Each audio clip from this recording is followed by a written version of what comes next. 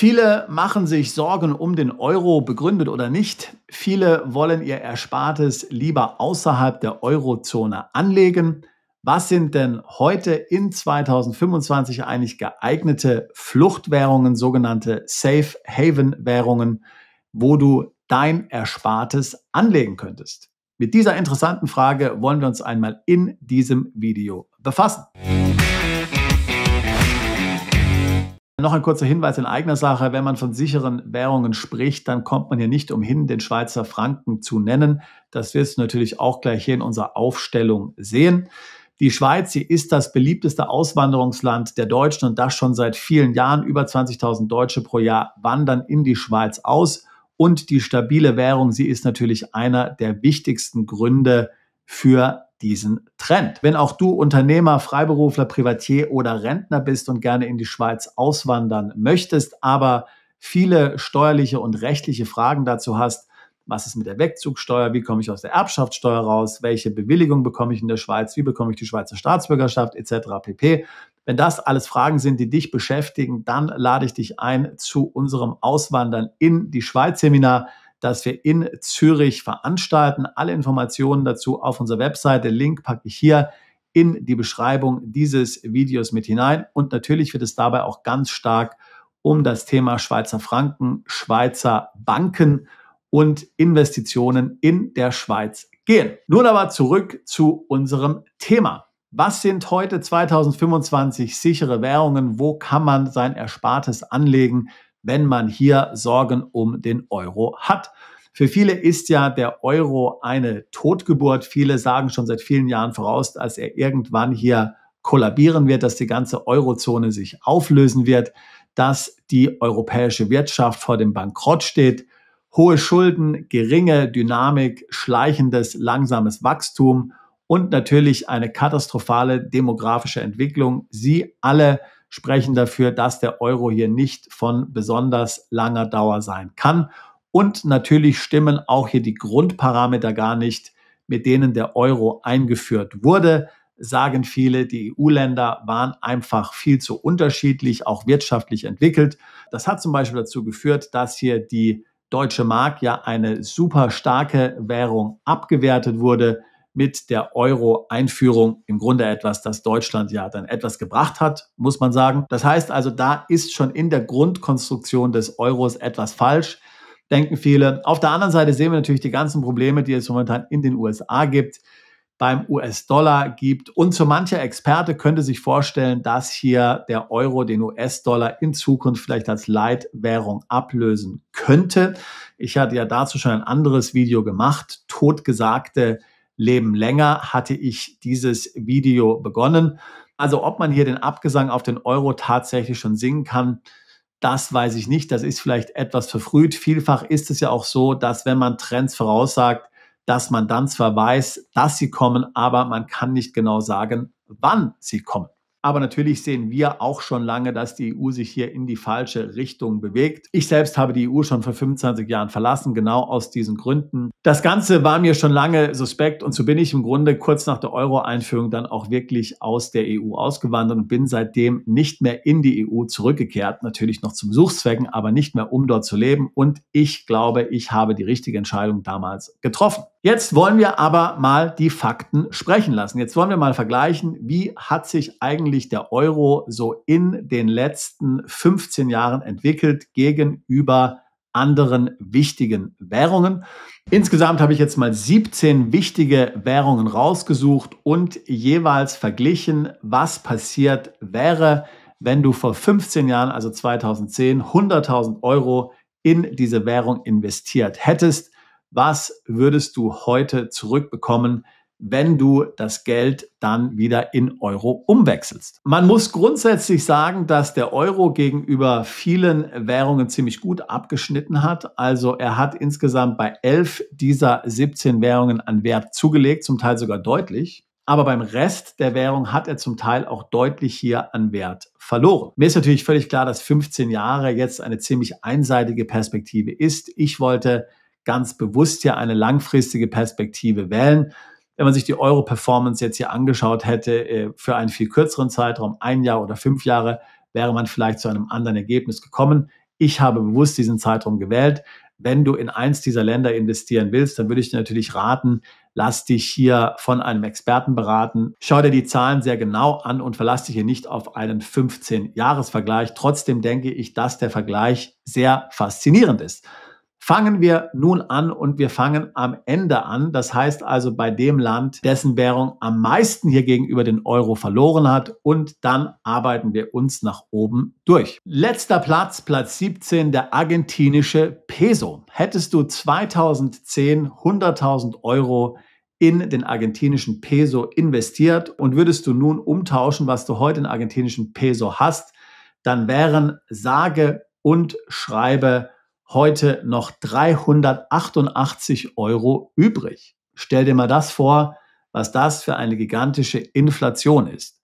So viel hat der argentinische Peso an Wert verloren gegenüber dem Euro. Auf Platz 16 die türkische Lira. Und übrigens habe ich natürlich hier berücksichtigt, dass man hier vor ein paar Jahren ein paar Nuller gestrichen hat bei der Lira. Ja, also nicht, dass du denkst hier, ich käme jetzt zu einem komplett falschen Ergebnis.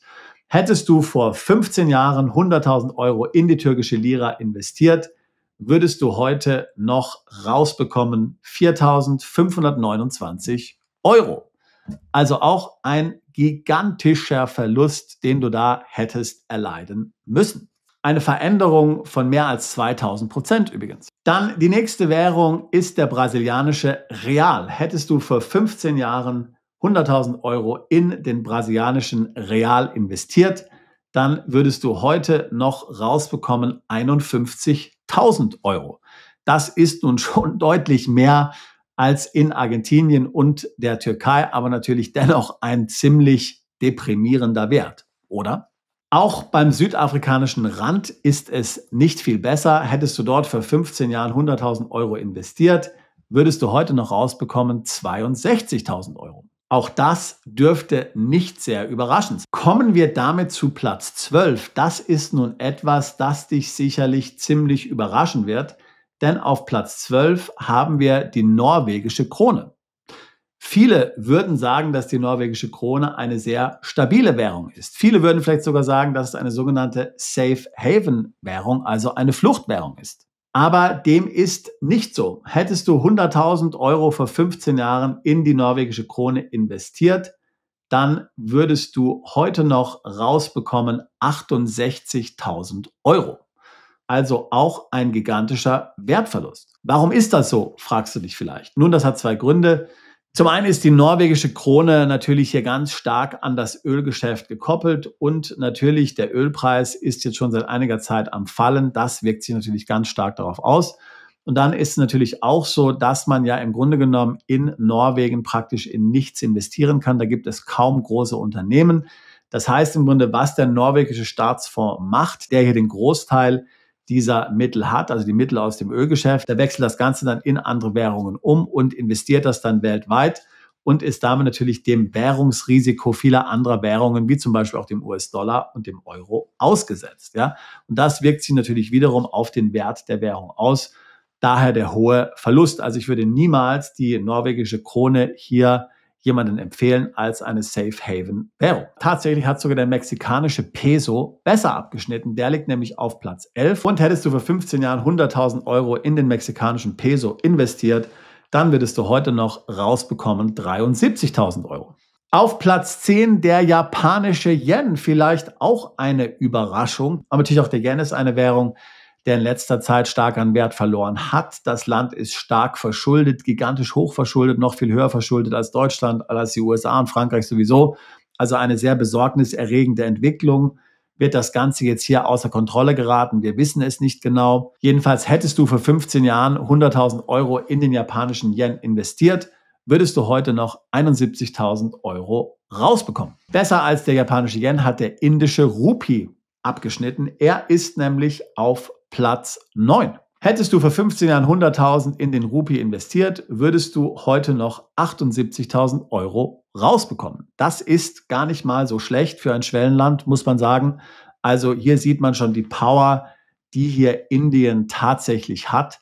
Das ist durchaus eine ziemlich beeindruckende Zahl. Auf Platz 9 haben wir den australischen Dollar. Hier würdest du heute 82.000 Euro rausbekommen, wenn du vor 15 Jahren 100.000 Euro in die Währung investiert hättest. Platz 8, die schwedische Krone. Das mag vielleicht überraschen, vor allen Dingen, wenn man hier bedenkt, wie schlecht die norwegische Krone abgeschnitten hat.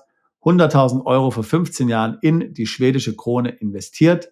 Du würdest heute 88.000 Euro rausbekommen. Platz 7, der kanadische Dollar. Also wenn man sich eine Periode von 15 Jahren anschaut, dann hat der Euro besser abgeschnitten als der kanadische Dollar. Da sind vielleicht manche auch überrascht, aber Kanada hat ja auch eine relativ hohe Staatsverschuldung. Ansonsten natürlich auch ein sehr ressourcenreiches Land. Aber wir sind jetzt im Bereich von weniger als 10%. Das heißt, hättest du vor 15 Jahren 100.000 Euro in den kanadischen Dollar investiert, würdest du heute 92.000 Euro rausbekommen. Jetzt kommen wir dann zu den Top 6 Währungen und das sind die Währungen, die sich in den letzten 15 Jahren alle stärker entwickelt haben als der Euro, zu denen also der Euro Wert verloren hat. Hier ist auf Rang 6 das ehrwürdige britische Pfund. Man mag es kaum glauben. Hättest du vor 15 Jahren 100.000 Euro in das britische Pfund investiert, dann würdest du heute 101.000 Pfund zurückbekommen. Also immerhin ein sehr kleiner Wert, aber das britische Pfund hat sich hier sehr leicht gegenüber dem Euro behauptet. Jedenfalls, wenn man die letzten 15 Jahre anschaut. Auf Platz 5 der neuseeländische Dollar. Hättest du vor 15 Jahren 100.000 Euro in den neuseeländischen Dollar investiert, würdest du heute 106.000 Euro zurückbekommen. Auf Platz 4 der chinesische Yuan. Hättest du vor 15 Jahren 100.000 Dollar in diese Währung investiert, würdest du heute zurückbekommen 112.000 Euro. Ebenfalls natürlich ein beeindruckender Wert. Auf Platz 3 liegt der amerikanische Dollar. Hättest du vor 15 Jahren 100.000 Euro in den US-Dollar investiert, würdest du heute 117.000 Euro zurückbekommen. Auch das mag vielleicht viel überraschen, dass der Euro hier so negativ abgeschnitten hat gegenüber dem Dollar. Aber wenn man sich die letzten 15 Jahre anschaut, dann ist das natürlich Realität. Und damit sollte natürlich klar sein, welche beiden Währungen an der Spitze liegen. Es sind Währungen, die wir natürlich auch immer wieder empfehlen, auch schon in vielen Videos empfohlen haben. Platz 2 ist der Singapur-Dollar. Hättest du vor 15 Jahren 100.000 Euro in den Singapur-Dollar investiert, würdest du heute 118.000 Euro herausbekommen. Und wer ist natürlich hier der absolute Spitzenreiter? Natürlich, es ist der Schweizer Franken, die zweifellos stärkste Währung der Welt in den letzten 50 Jahren, den letzten 15 Jahren, den letzten 5 Jahren.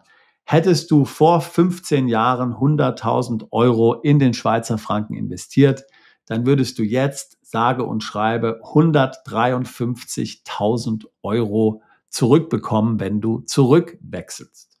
Das ist schon eine sehr beeindruckende Zahl, vor allen Dingen, wenn man bedenkt, dass in dieser Zeit auch die Wirtschaft der Schweiz und auch die Industrieproduktion im Gegensatz zu Deutschland extrem stark gewachsen ist. In den letzten 15 Jahren ist zum Beispiel die Industrieproduktion in der Schweiz um 60% gestiegen. Der Output 2010 lag bei 100 Milliarden US-Dollar, 2023 lag er bei 160.000 US-Dollar. Ja? Also sage und schreibe 60% gestiegen. Das heißt eigentlich, dass diese ganze Story, dass man für eine exportorientierte Wirtschaft letztlich eine schwache Währung braucht, totaler Quatsch ist. Die Schweiz hat genau das Gegenteil bewiesen.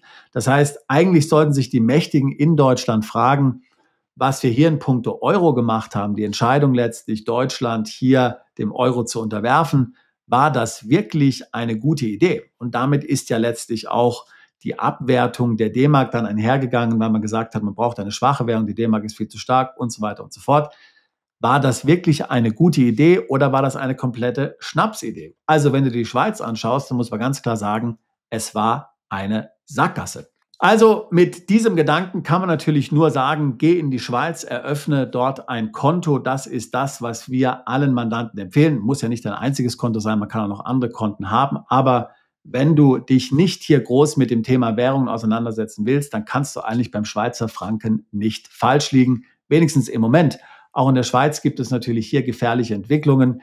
die jungen Leute sind doch sehr EU-affin und verstehen eigentlich gar nicht, worin der Wohlstand der Schweiz liegt, was das Geheimnis der Schweiz liegt. Man macht mit allen Handel, man ist mit allen freundlich, aber man hat seine eigene Identität, seine eigenen Regeln, seine eigenen Gesetze. Ein Wort möchte ich auch noch übrigens kurz zum US-Dollar sagen. Ich glaube persönlich an die Stärke des US-Dollars. Die USA sind ein riesiger Wirtschaftsraum, über 300 Millionen Einwohner, 2 Ozeane, einer an jeder Seite, im Norden und Süden keine Feinde, sondern Freunde, führend in vielen Wirtschaftssektoren, sehr fleißige Menschen, die bereit sind, sehr hart zu arbeiten, fantastische Universitäten, fantastische Unternehmen. Also das heißt, trotz dem ganzen Chaos, was da ein bisschen so momentan herrscht und natürlich auch die Sorge, die man vielleicht so ein bisschen um den US-Dollar hat, langfristig glaube ich an die Stärke des US-Dollars. Ich glaube, dass hier die wirtschaftlichen Grundlagen vorhanden sind. Das heißt, ich würde ehrlich gesagt auch auf den US-Dollar setzen. Aber wie gesagt, ich bin kein Anlageberater, ich bin kein Vermögensberater. Das ist natürlich deine eigene Entscheidung. Und ich bin vielleicht auch biased, wie man so schön hier sagen würde auf Englisch. Denn wie du sicherlich weißt, bin ich ein USA-Fan. Aber wenn du dir so die erfolgreichen Währungen der letzten Jahre anschaust gegenüber dem Euro, dann dürfte es hier relativ wenig Überraschung geben. Singapur-Dollar, Schweizer Franken, US-Dollar. Beim Pfund ist man vielleicht ein bisschen überrascht. Ich denke, hier wird man sich schon orientieren können und hier wirst du schon etwas für dein Vermögen tun können. Wenn das Themen sind, mit denen auch du dich beschäftigst, wenn du eine Auswanderung planst oder zumindest einen Plan B, um dein Vermögen hier global zu diversifizieren, dann würde ich mich freuen, mit dir ein Beratungsgespräch zu führen. Link dazu packe ich hier in die Beschreibung dieses Videos mit hinein. Wir tun seit fast 20 Jahren nichts anderes als Mandanten genau bei solchen Fragen zu beraten. Wegzug ins Ausland, Steueroptimierung im Ausland, Vermögensschutz und Vermögensaufbau. Ich würde mich freuen, auch dich alsbald zu unserer Mandantschaft zählen zu können. Bist du Unternehmer, Freiberufler oder Investor? Zieht es dich schon lange ins Ausland? Mach heute den ersten konkreten Schritt in eine Zukunft mit mehr Geld und mehr Freiheit. Buche ein Beratungsgespräch mit Sebastian und seinen Kollegen. Unsere Kanzlei unterstützt Mandanten wie dich dabei, deine Steuerlast legal zu reduzieren, Vermögen aufzubauen und zu schützen und deine persönliche Freiheit zu maximieren. Profitiere jetzt von unserem Fachwissen und unserem Netzwerk. Gehe zu mandatierung.com und werde Mandant unserer Kanzlei.